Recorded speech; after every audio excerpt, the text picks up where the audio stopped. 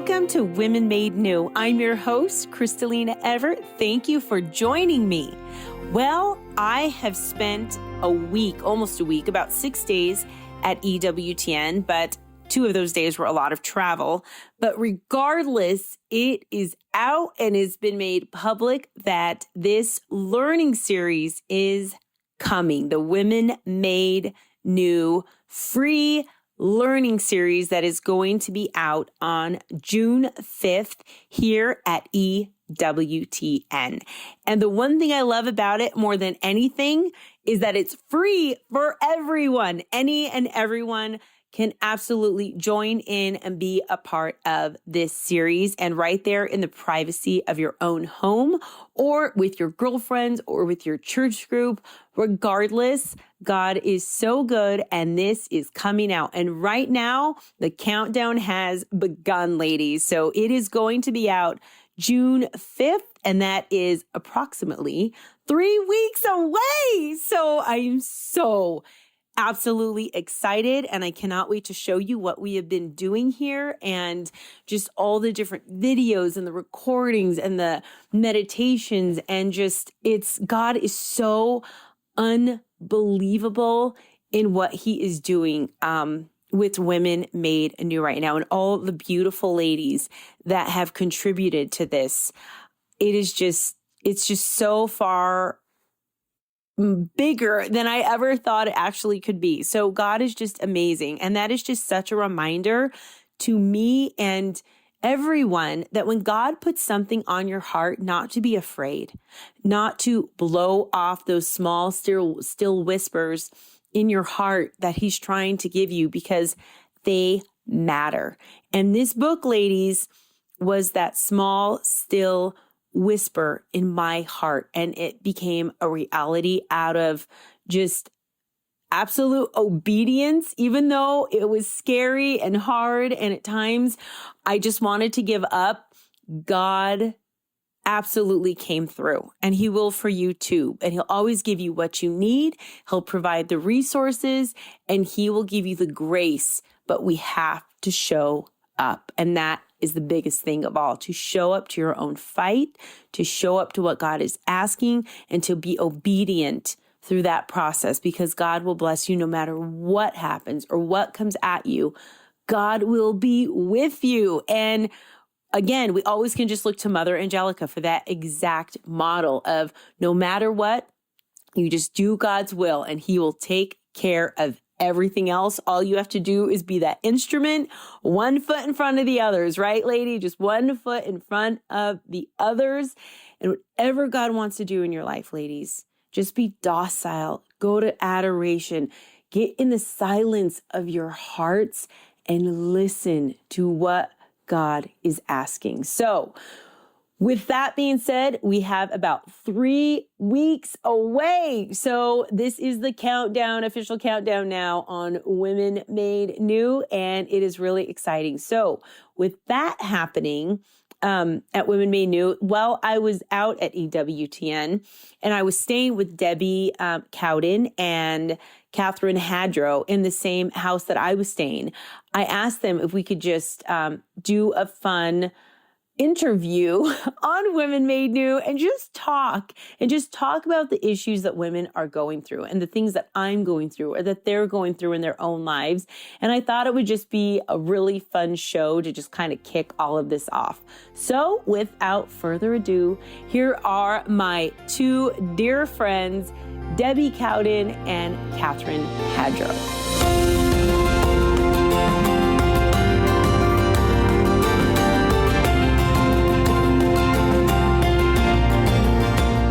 Welcome to Women Made New. I'm your host, Crystalina Everett. Thank you for joining me and tuning in.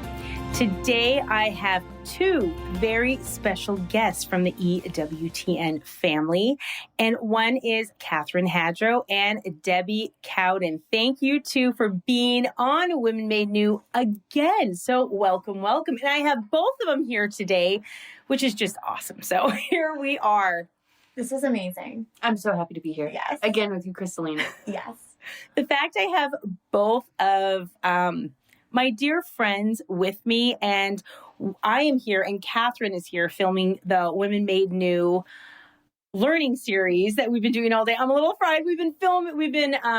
We have been recording all day long. So it's been a lot, but it's been amazing. And obviously this show has been pre-taped, but God has been so good. And the fruits of the Women Made New book have just blown me away. And just when you say yes to God, sky truly is the limits on what it is He gives you and what He can do with it. And with a little yes, right, Catherine? Absolutely.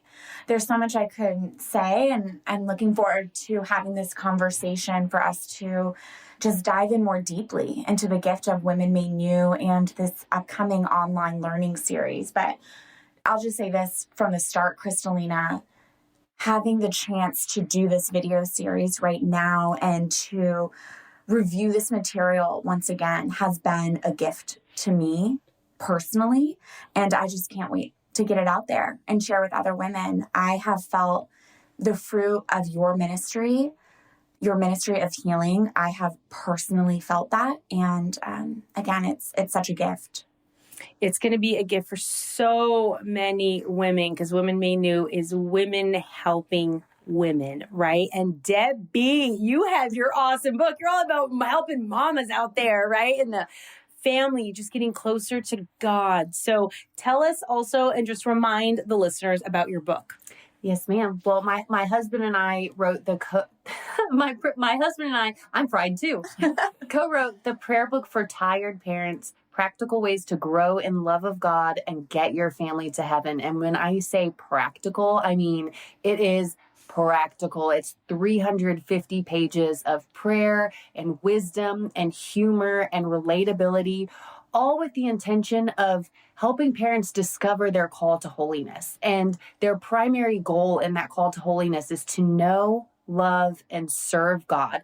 And so you're going to learn the ways that you can do that through your family and with your family and for your family. And so for the parent who's out there like, I can barely get through the day, how am I going to be able to do all of these extra things? You're going to get the answers in the prayer book for tired parents. And you're going to realize that when I love God, I desire to spend more time with Him, and I desire to center my life around Him.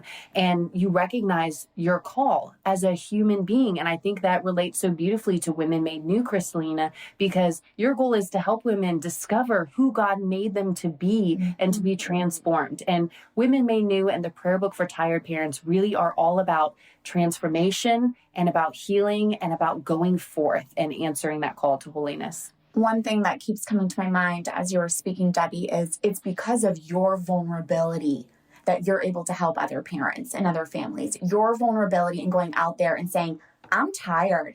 Anyone else? Right? But that is able to reach people and pierce their heart and be like, finally, I can grab onto something and have these practical tips. And Crystalina, yesterday I was speaking with a woman about Women Made New and this book and your book that you have put together. And she was just commenting about the raw vulnerability in each and every chapter. And so that's just been kind of sticking with me. I feel like there's a theme here of when we make ourselves vulnerable, it benefits others. That's I think, a good fruit of both of these books. Amen. And I appreciate that feedback because, it's so important for us to be vulnerable because none of us are perfect. And what we realize when we start talking about these struggles is that we have universal struggles when it comes to being a parent. I don't know a parent who's not tired. And if you know somebody who is a parent who is not tired, I would love to meet them. I want to learn everything I can from them. That's true. And it may initially sound like self-deprecation to call yourself a woman made new because it would suggest that you were somehow broken or that there's something that needs to be fixed. Or even as a tired parent that, that it's self-deprecating, like you can't do it or you're exhausted. But once you recognize that you need to be made new, or you recognize that you are a tired parent, you open yourself not just to being vulnerable with other people, but being vulnerable with God. Mm-hmm. And by saying, God, I can't do this without you. I need you to transform me. And I need you to change my life and help me grow in my desire to love you. And that's incredible. I love the way the two books fit together so nicely. It's hard to be vulnerable with God sometimes too. Like, I feel like I'll go into prayer and I'm like, okay, I'm going to be vulnerable this time, God. Like, I'm going to really do it. And I'm still kind of using eloquent language in my prayer. And I'm like hyper analyzing how I'm praying and whether or not I'm being vulnerable. But it is necessary, isn't it? And he meets us there.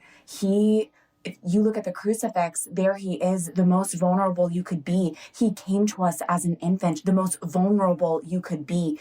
He's teaching us in that, and I still have a lot to go in that regards. And we'll never stop learning either. And it's such a treat to be able to learn from the women in Women Made New, and to learn from both of you and to be with you today. And throughout these past few days, just getting to talk with you and connect and have that community and have that sisterhood, which is what we need so badly. And that's what Women Made New offers. It is. I just want to, just so the listeners are aware, I just want to paint a picture of right now, because the three of us are huddled together having this really like heart-to-heart moment. Like, this conversation is an extension of what the fruit of the past few days have been. You know, when I arrived to the EWTN guest house and I saw who my roommates were, I was just so overwhelmed. And I was like, okay, high school Catherine would be freaking out right now if she knew she was rooming with Crystalina Everett. And I have to say, yes, listeners, she is as great as you want her to be. She is as great as you want her to be. Sweet. Both of these women are. God really bless me. I walked in like it was Disneyland when I saw Catherine Hadro's name on the door and Debbie Cowden. And I feel like I've just been with my girlfriends, hanging out, having fun and talking. But real talk, everyone, being able to have those heart-to-hearts of, well, what's going on in your life? What's going on in your life? And being able to be honest and vulnerable, you know, and there is really a grace, I think, that comes with the right vulnerability, right? And when God is in the center of that and you're trying to do what is right, that there's fruit that can actually come from that vulnerability that I've seen from both of these amazing women. And again, I am here talking with Catherine Hadro and Debbie Cowden here at the Magnificat House here at EWTN, because we're filming the Women Made New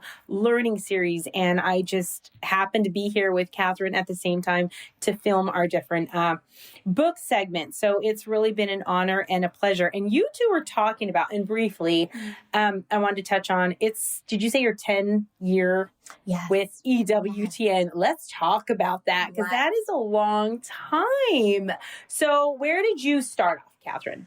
So Debbie and I started the same time, June 3rd, 2013. So we were fresh college graduates, both moved to Washington, D.C. at the same time to be founding news members of EWTN News Nightly, the evening news program from a Catholic perspective. I came on as a researcher. Debbie was producer. And the rest is history. The rest is history. Yes. And when we came in, you know, we're like doe-eyed, and, you know, we had these big expectations for like how God was going to use us.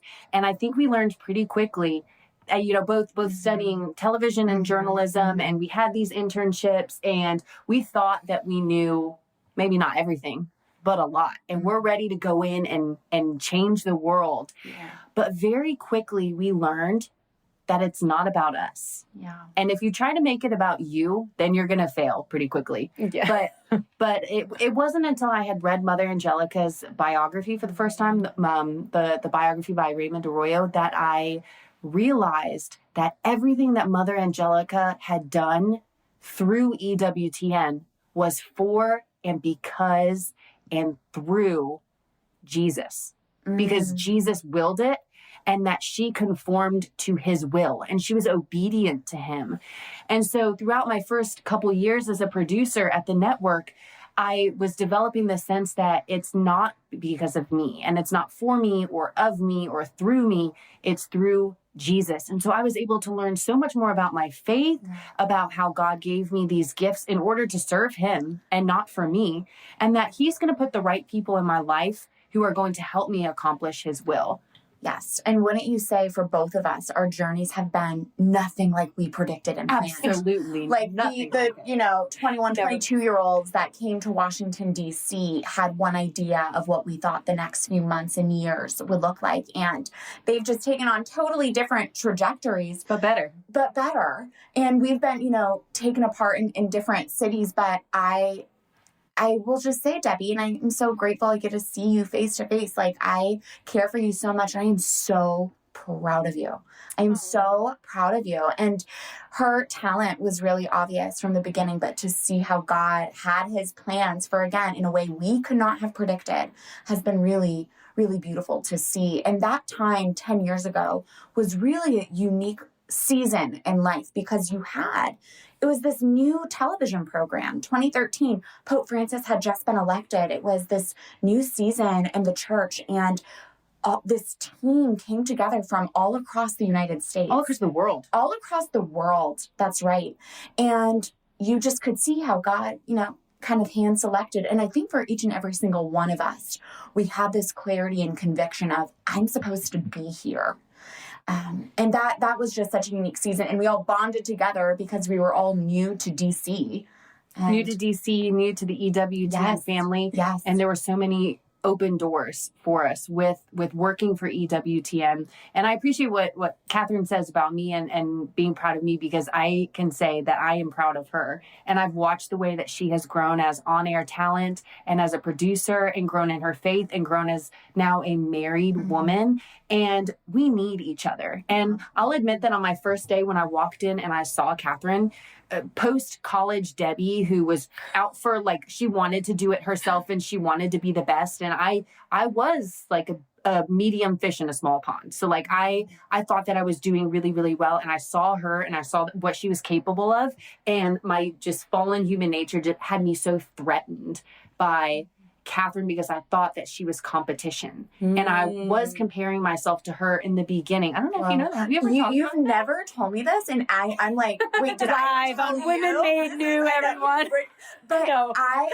Debbie, I had the same thought when I saw you. Because I remember we were all in the room, you walked in, and I immediately thought, oh, well, she's an on-air reporter. Oh, you're so which I was jealous of. And I was jealous because it was like, she's going to do this. And then you did. Yes. And I was still behind the scenes because I was in the producer role. But what we found is that, first of all, God used us in such different ways. Yes. But also, this is so important. Like, if there's nothing else that I want women to take from this show, even though there's a lot that I want you to take from this show, I want you to know that another woman's light shining does not diminish your own light. Amen. And I think the maturity that we've developed now is that what Catherine is doing is good, and it is noble, and it's something that is commendable. And then what I'm doing is good too. And the good that she's doing doesn't make my good any less good. And when we work together, that makes us even stronger. And powerful. Unstoppable.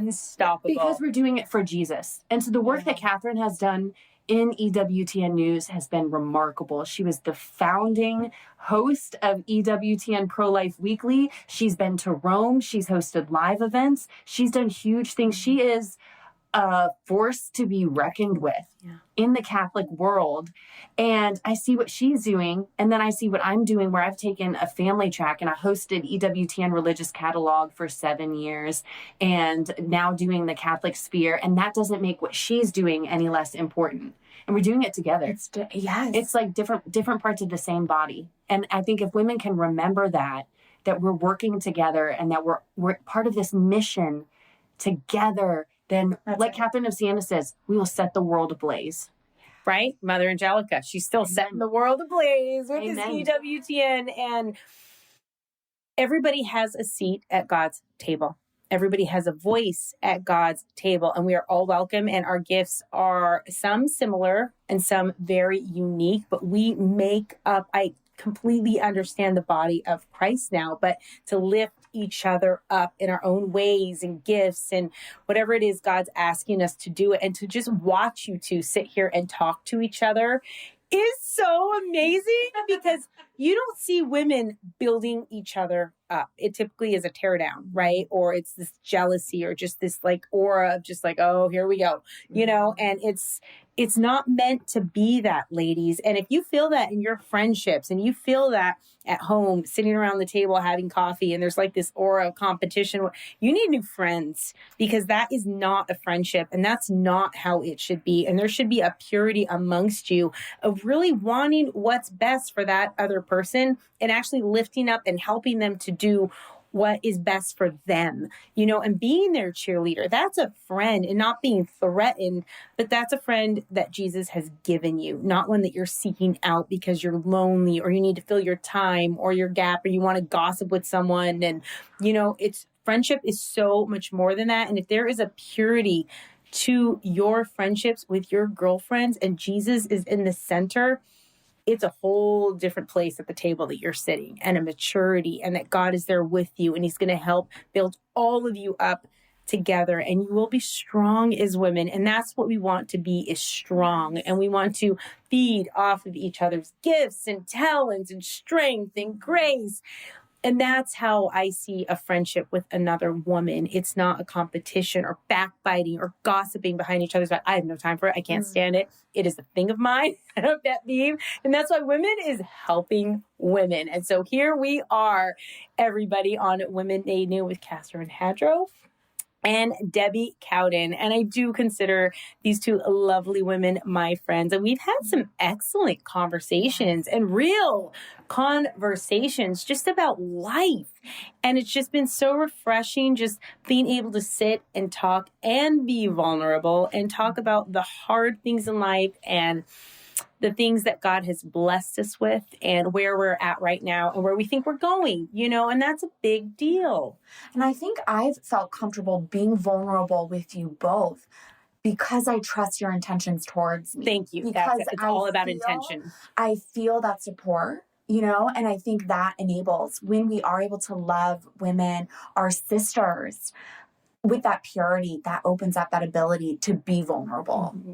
And not wondering, is this person going to use me? Or is this person going to talk about me? Are they really being real right now? Are they showing me their real face? Or is this their fake mask? Because I've had plenty of those rear their ugly face at me and be so disappointed at times in my life. And we're talking back in high school too, these girls and things I experienced. It's been a lot, but I think that's why I wanted to create a safe space for women, because I know what it's like to be hurt by another woman, right? I know what it's like to be hurt by a man, but it's a whole different hurt when it's by another woman as well, especially when it comes to the cattiness, the backbiting, the competition nonsense, So if you find that good, pure friendship and you can rely on them and it's trustworthy, thank God for that other woman, because it truly is a gift, especially in our day and age. So I really want to let our viewers know what both of you are up to right now, because there's a lot going on in all of our lives and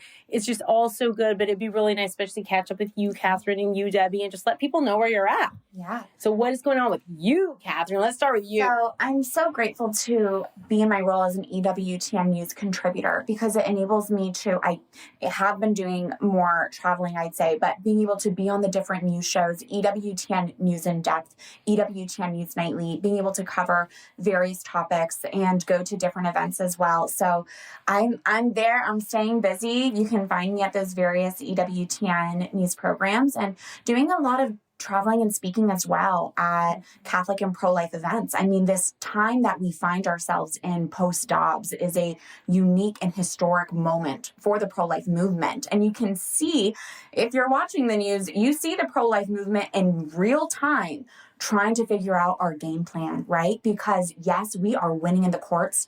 We are losing in the court of public opinion. And there is a lot of work to be done. So that's where I find myself right now, still involved in the pro-life movement, but in a different capacity and doing some strategy behind the scenes as well. Wow, still battling it out there, fighting for what's good, holy, and sacred. That is Catherine all the way. That's awesome. What about you, Debbie? I'm battling within the domestic church. I am battling We the all. devil head on in the family. And that's where it really begins, because, we're trying so hard to raise holy Catholic children and to be faithful in our state and life and to transform the culture starting in the home. So my husband, David, and I have really been focusing a lot of effort in, taking our kids to mass, to adoration, cultivating a prayerful, peaceful home. And it is possible, by the way. And we have 3 kids, ages 2, 4, and 6, with a 4th on the way. And we have peace in our home because we have Jesus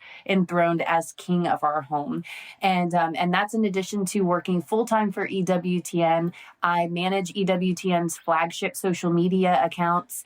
And in addition to that, I'm making content for Instagram, obviously writing books as an EWTN publisher, and then hosting the Catholic Sphere as well. So once a month. Is there anything? Are you sure there's nothing else, Deb? Is there anything else? Well, honestly, the only other thing is that I am a member of our parish's Altar Rosary Society. And I make rosary bracelets too, and polymer clay earrings with my daughter. And there was the cherry, everyone, on top. There it is.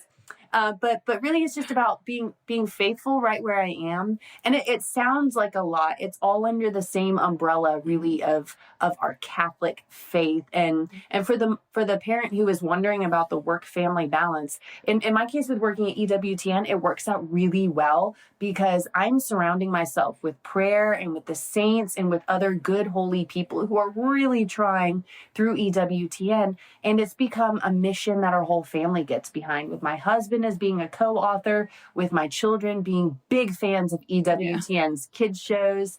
And it makes a big difference to have a very pro-life, pro-family organization that you work for.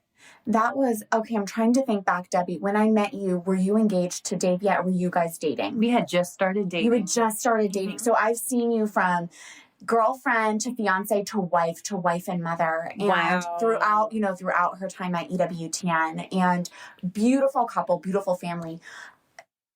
What has it been like to transition from full-time EWTN to then wife and mother? Like how has that made your work? Has that made your work even more razor sharp clear?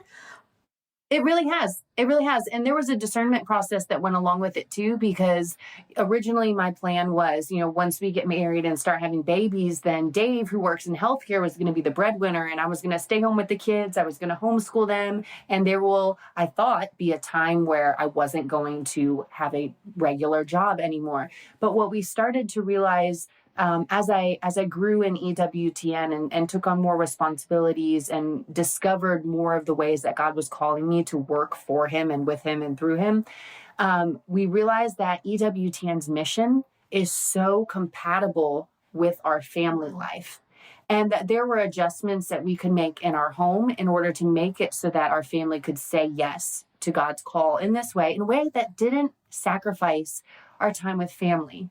And so praise be to God, with my husband's job in healthcare, in a secular job, that there also is that flexibility as well, because now it's not a matter of my husband being away at work all the time. He's able to be home with his kids. And, we can have conversations about, how much time a woman should spend at home with her children and whether or not a woman should work. And those are all great conversations that I love to have. But are we having conversations about the husbands? Are we having conversations about how much time dads are having with their kids? Because the father is the spiritual head of the home, and the way the father goes is the way the children go as well. So that's the truth. So I know. It was really important for us to have Dave home as much as possible, and his schedule accommodates that. That didn't happen overnight, and it didn't happen how should I say, it was something that we worked up to, getting him to where he could be home. But it's beautiful because now he's the one who's taking the kids to daily mass. He's helping with the homeschooling. He's leading our family in prayer.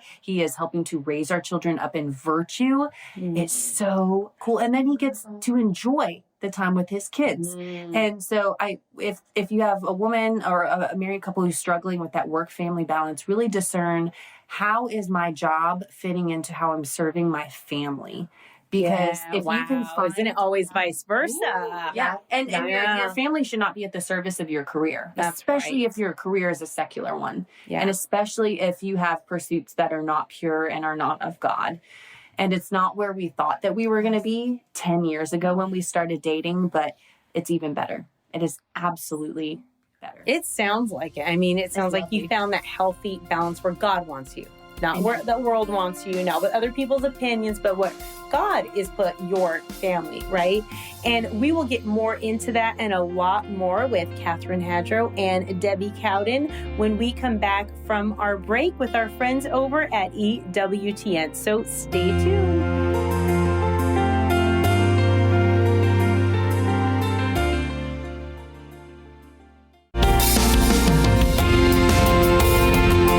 Welcome back to Women Made New. I'm your host, Crystalina Everett. Thank you for joining me and tuning in. Today, I have Catherine Hadro and Debbie Cowden here on Women Made New. And just to recap that we are here filming the Women Made New book learning online learning series. I'm still getting used to saying that. It's so brand new. And they are my roommates for the week. And so I'm like, we've got to do a show. This will be so much fun. But they're also very dear friends of mine. So it's really been just fun and a pleasure and an honor and just so different from being at home with my 8 children to being here at EWTN and being able to be here with these lovely women and filming this series, which I'm so excited to share with you. But we are just talking about what's going on in all of our lives and just catching up and just talking about day in, kind of day out stuff that is happening. And also, I wanted to get you two and ask, what advice do you have for women just right now in general? What advice were the different places that you're at in your life? Because last time I talked to you and you were on Women Made New, you were not pregnant and your book had not just came out and so much has happened from point A to B of right now. And you, Catherine, even where you're at in your life and the shifts and the changes and everything else, that there's wisdom with all the changes in your life that I'm sure that you can impart on women right now. So what advice would you give them, starting with Catherine? You know, as Debbie before the commercial break was sharing how she had to really discern what was right for her family, I, in my own life, had to really make some life changes to fiercely defend and protect our home life. So that I was prioritizing my husband. My husband is my spouse. He's my vocation. He's my calling. And that can get disordered really quickly when other things start taking priority. So what came to mind as you were asking that question, what advice do I have for women today? And I'm saying this out loud because I need to take this advice myself. You have to get quiet, real quiet, and fiercely guard your home life and your time. You have to fiercely guard it. You have to be proactive about it, or else it will be taken from you. You know, and this could be a whole other conversation, but I discern a lot about, well, isn't my time for others? And there's really a beautiful quote, and I love the Screw Tape Letters by C.S. Lewis. It's one of my favorite books to read, and I've read it multiple times. And he talks about how your time is not your own. And so I feel like I have had that, and that idea, I think, got distorted for me but then I wasn't giving any time to myself and my husband, and I was giving too much time to others. Whereas I think especially when you've discerned your vocation, that really should give razor sharp clarity as to how you should be spending your time. And so that's what I would just say for women. And no matter their walk and season of life right now, you have to get silent and fiercely protect your time and your home. Oh, I love it. I love the fierce in that. Let me just say, I do. I just love it. Debbie, what advice do you have for women? I would encourage women to take a path of healing. And with every part of your life where you're seeing that you have struggles, whether it's in your relationships, with your marriage, with the way that you interact with your children or interact with others, with your pursuits with work or X, Y, and Z, if you're noticing that there is a struggle, there's usually a need for healing. And when you start to have a holy curiosity about, why am I behaving this way? Why am I seeking out these kinds of people to hang out with? Why am I taking out my frustrations on my husband? Why am I having trouble connecting with my children or being patient with my children? Why am I struggling in my prayer life? Why am I pursuing my career the way that I am? Who am I trying to please? Why am I trying to please them? And what parts of my life or what parts of my past are broken that need healing? And even in my own life, 10 years ago, I would have told you that, my life is peachy keen and everything's going the way I want it to, and it's great, and I'm in charge of my own destiny. Mm-hmm. But the more I started diving into trying to accomplish God's will and trying to be holy, I realized that there were a lot of parts of me that were broken. And then when I got married and I was living with Dave every single day, not Dave is a wonderful one. Now Dave is great. He's a saint, man. I am helping him become a saint. I am sanctifying him. But I realized that there were a lot of parts in my life that were broken, that were affecting my marriage. And even having small children, there were parts of my life that were affected, that were causing me to be impatient with them or to have unrealistic expectations for them. And in my career starting out, there were certain reasons why I wanted so badly to be the best, and I wanted to be perfect, and I wanted to do it all. There was healing that was needed. Mm-hmm. And so, like I said, if there's an area in your life where you're really struggling, yes, take it to prayer.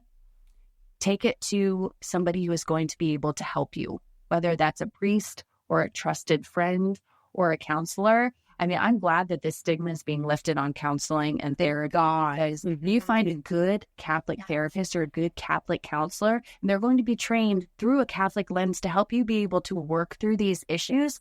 And not only that, but develop the skills to be able to not fall into those bad habits again, to not get stuck in that cycle of negative thoughts, and to be able to truly heal. And when you're healed in Christ, you are transformed. And then you can be the person that God made you to be. And then all of a sudden, when you're with these amazing women like Crystalina and Catherine, you're not like, oh my goodness, she's so much better than me. She's so much prettier than me. No, you're not threatened. You're not threatened. I'm encouraged. Yes. I learn from you and I admire you. And then also what it allows you to do is when you're hurt by another woman, or when you're hurt by something that your spouse says or that your children do, or that's something that happens, in your career, you can analyze it better and you can recognize what that hurt is, and you can prevent yourself from getting back into that cycle of hurt that caused you to need that healing in the first place. It's so cool. You could change your entire life. I love the phrase Debbie used, holy curiosity. And it is about becoming an observer of yourself. And I'm still trying to learn that skill set because I realized my automatic response is shame towards myself. Oh, I just reacted that way. I feel this shame towards myself. Mm-hmm. But to do so in a way that's removed, and to have that holy curiosity, and to be able to observe yourself, not in judgment, but in that love, and in that way that is attuned ultimately towards the goal of healing. And it's hard. But it's harder not to seek the healing. And it's one of those things where, I like to say you have to crack the egg before you make the omelet. And it hurts to crack the egg. You got to plant the seed, and the seed has to die before it can sprout. And it's got to sprout, and it's got to have time to grow before it can blossom. And so you've got to be patient with yourself, and you've also got to put in the effort. Because if you plant that seed, but you never water it, or you plant it in poor soil, I have so many gardening. And Dave and I love gardening. I love gardening. Like, you've got to add the compost. Oh, I feel it. I don't feel anything. Don't know. You've got to have the skills, and you've got to have the discipline, and you've got to take care of it. And sometimes it also requires doing your research or having those people who know how to grow plants in order to help you. And ultimately, you've got to have God, because we know that God is the creator of everything, and you cannot grow any flowers on your own. You need God. And so I have found a lot of healing in the past few years, and I could not have done it if it were not through the lens of the Catholic Church. And I could not have done it without other women who were also encouraging me as well. You know what I found in going through a healing process or talking with other women? That we actually are living out and through our wounds. We're living through the wound. We're not living as ourselves, but we're so engulfed and almost caged inside of a wound that is the lens that we're seeing life, and it's a distorted lens that we are not seeing things actually clear-headed the way things are supposed to be, right? Exactly. Like what you had said about the way that you were treated by girls in high school, that impacts how you see other women. And Yes. you might automatically have your defenses up and assume that any woman who doesn't do exactly what you think that they should do is there to hurt you. Or you may have, I did used to think that way, actually. Before my healing, that was it. I was like, okay, what is she about? How is she going to hurt me? I can't, like, I could not. It was bad, but it took a while. And even just hearing both of the strength from you and this confidence doesn't just happen overnight. It doesn't come from nowhere. It comes from going through a lot, being broken down, built up again, and knowing who you are in God and what He created you for, what He's asking you to be in your lives, and that mission and that calling you're fulfilling through your relationship with God. That is where the strength I hear from both of you actually comes in. Now, are we done healing? yeah, probably not. But it's a process. And it can be overwhelming because once you start that process, boop, boop, boop, boop, boop, all this stuff starts popping up to the surface and you realize how much work you have to be done. But when you mentioned how we see our lens is formed by our wounds, something I've been realizing more and more, yes, that starts seeping onto how I view my friendships, my relationships. In the most major way, it affects how I look at God and how He loves me. And I feel like most recently, and I could get emotional even talking about this, the Lord has, in His mercy, been removing the scales from my eyes about how I have been viewing Him incorrectly from a place of woundedness throughout my life. Even just, one example, I don't know if any listener can relate to this, but I think I always kind of viewed God as, well, He just makes me suffer through things because He knows I can get through it. He'll put these burdens on me that are not fair, and He makes me suffer, but He doesn't, and these other people suffer in the same way, which that's a distorted thought. But I came to realize, and I'm praying no one in my family is listening. I came to realize, that's actually how I view my parents, and I never had the ability to have the courage to say that out loud. But the Lord has been revealing to me my wounds related to my mother, my father, have distorted how I view Him. And I haven't seen Him in His full mercy and love towards me. But He, in His perfect timing, is removing those scales from my eyes and, showing me who He is and who I am in Him. And not only that, but part of the beautiful process of healing is that not only do we recognize and heal from the way that we've hurt others, but then we also develop that awareness and that humility to recognize the ways that we have offended God. And that hurts a little bit when you think about it. But think about the way that, other people have treated you and, that's not fair. But how often do you think about the way that you offend God? And we don't want women to get stuck in that. We don't want them to despair in that because God is a perfect gentleman and He's been waiting for us all the time. And He wants us to be healed.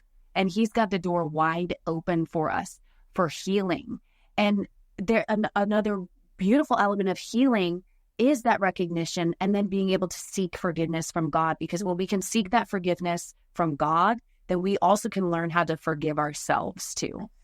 That's a thing. Forgiving yourselves is an absolute thing and process I literally had to go through. Not just the people that hurt me, but the things that I allowed to happen and that I engaged in, or how I hurt myself, or things that's just like, why the self-sabotage, Crystalina? I'm having like this talk with myself, like, why do you keep doing this to yourself? And it's just almost like it doesn't have to be this way, but I didn't have the right tools, just assuming I did not, in order to change. And one of the biggest ones was Jesus. It's everything. He's everything. And I was talking to Catherine about this last night. I don't think you were there when I said, Catherine, what is the one imagery that is universal to know that we are Catholic? And it is the crucifix, right? It's just about to say something about the crucifix. It is the crucifix. But if you think about this, Jesus is the King of Kings, right? And the images that we have left behind of all the former kings of the earth, right? And their different realms and kingdoms and whatnot, is all of strength and power and just their might and their glory.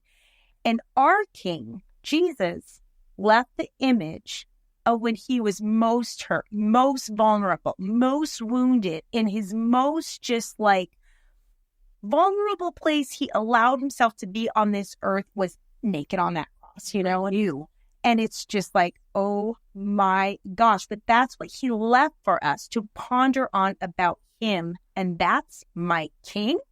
You look at the earthly kings and they're like, boom, powerful, right? Like showing the glory. God is showing his humility and his humanity on the cross. And I feel like there's something that I, in my own spirituality, have overlooked, is trying to say, like, approach me, come to me, but it's got to be in a way that is humble. You can be vulnerable with me. I'm vulnerable with you. Like, I can take it all on. I hold nothing back. Jesus holds nothing back from us. Nothing, not a single thing. I've experienced this in my life, and at times it's brought me to tears. Like, Jesus in my life, everything I experienced and done and everything else, he's never held anything back from me. And I've experienced things held back from me unjustly, wrongly, maliciously, or just like maybe I was lovable. Things have been withheld that Jesus gives freely to everybody. And it's beautiful, but it's hard to approach that cross. It's a lot. It's a big deal, but at the same time, I feel like we are looking at Jesus, but he's also giving us a message through that cross. Yes, he's our Savior. Yes, he died. Yes, he redeemed us. He saved us. But also he's giving us this message of, it's in your humility where really you're going to start all of this with me. That's it, right? There's something about he is in his glory, in his humility. And you know what? The devil, that's the one thing the devil is powerless in. Humility. Yeah. So there is something there right there, because it's all about the pump, and the pride, and this, and the my right, and that, and I want it, I, when God's like, no, you get humble with me. I'm showing you the key here. The devil won't touch you. He has no control in the realm of humility. He can't even take it on. He can't even fathom it. That there, it's like, meet me there. Does that make sense? And I'm just saying this out loud, It does. And I mean, humility really is our identity in God. It's who we truly are, not a false humility, not berating ourselves. And I feel like I'm in the process of, okay, Lord, show me who I am. Like, teach me how to be humble in front of you and to you and with you. It's scary. I'm not going to lie. For a while, I was scared to death to say the prayer of humility. Oh, no, you heard that? Yes, thank you. But thank you. Every time you say that prayer, you're getting I don't want to say a whooping, but you are going to get humbled, because that's exactly what you're asking for. And it is like hands down going to happen. But that's when you can pray that and pray that on a daily basis, you've grown in your spirituality, right? Because it is a prayer where okay, you're going to get humiliated, so let's just wait for it almost, but we can't be afraid of that. That shouldn't be a fear either. So there's some serious growth there, especially if you're saying that prayer, right? And the humility comes with love. I mean, we grow in our love when we grow in humility. And Dave's been reading Humility of Heart. And that's like, you want to be put in your place. You read Humility of Heart. And what I really love is how he points out that pride really is the root of all sin, because sin is disobedience of God. And so when we choose to sin, we are saying, I will not serve. And who else said, I will not serve? Yeah, we all know. We all know who said, I will not serve, and what happened as a result. But when you humble yourself and you're able to recognize that I can do nothing with God and that I am to serve him, there's a lot of good fruit that comes with that. And the cool thing is that you will never arrive on the journey of humility. And if you think you have not. Yeah, I know you are humble. You are not. Just sit down. Hurt yourself if you're thinking you're humble. I'm saying that out loud. There's nobody as humble as me. I do think about that a lot. The great saints in the past, did they have any concept of their identity, the Lord? Like, did they have a concept that they were a saint? I don't know. I think about that a lot. Did they even have an awareness, or were they just they were probably given just graces to be blinded to that? That's an interesting question. That is an interesting question. Yeah, No. I like that. I like that a lot.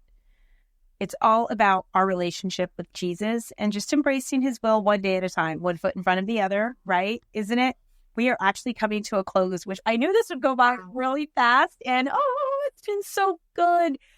I want to know, what would you like to leave with the Women Made New listeners?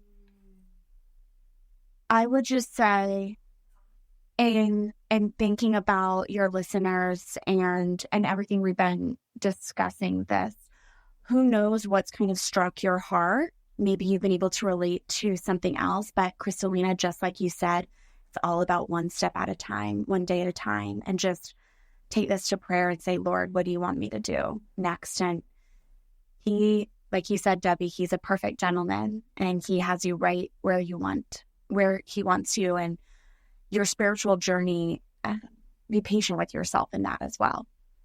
And that you are so loved. And that the things that are going on in your life, the things that God is allowing to happen, that there is good that can come from them, even if you don't see it right away. And that there is nothing that can happen to you and nothing that you can do that will make God stop loving you. And when you recognize that, and when you lean in and you let him love you, he will change you and he will heal you. I love it. And today is Saturday, ladies. And I always encourage my listeners, go to confession, ladies. There is nothing more important than to be right with God. Nothing on earth. No bag, no shopping, no social media, no move, nothing. There's nothing. And for those of you that are in discouragement and that don't want to go, that are fearful, that think, oh, well, God can't heal me. And what's the point? I'm just going to fall again. And you're just like shackled to this sin you can't get over. I want to remind you, you are shackled to no one, and you're not shackled to anything. And it is all in the matter of your will. So it is time to pick yourself up and do what you can to get to confession, because this is an invitation from Jesus to go and to heal and to become strong and whole. And you know what? Maybe you feel, I'm just going to fall again. What's the point? The point is that you get up and you keep showing up to your fight. You don't give up. We don't give in, and we keep going. So no, I'm praying for you. God bless you both. Thank you for being here. And I will have you both on again. God bless you. God bless you.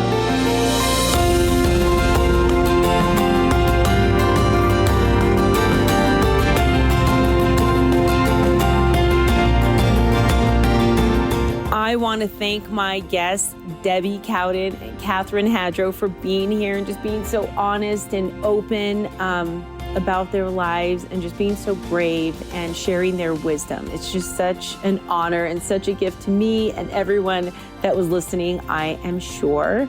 And to all of you out there listening, do not forget that it is Mother's Day tomorrow. Oh, yes. And for those of you that totally forgot, I got your back. And also for those mothers out there that are struggling or having a hard time or overwhelmed or just feel beat up right now. And I get all of that. I've experienced all of that. And you are not alone. And every Mother's Day, and I'm going to read this again to prepare for Mother's Day, because it is one of my most favorite quotes for mothers, and is from Joseph Cardinal Minzetti. I believe that's how you pronounce it. And he says, the most important person on earth is a mother. She cannot claim the honor of having built Notre Dame Cathedral. She need not. She has built something more magnificent than any cathedral, a dwelling place for an immortal soul. The tiny perfection of her baby's body. The angels have not been blessed with such a grace. They cannot share in God's creative miracle to bring new saints to heaven. Only a human mother can. Mothers are closer to God, the Creator, than any other creature God joins forces with. Mothers in performing this act of creation. What on God's good earth is more glorious than this, to be a mother? God bless you, everyone, and have a wonderful weekend and happy Mother's Day.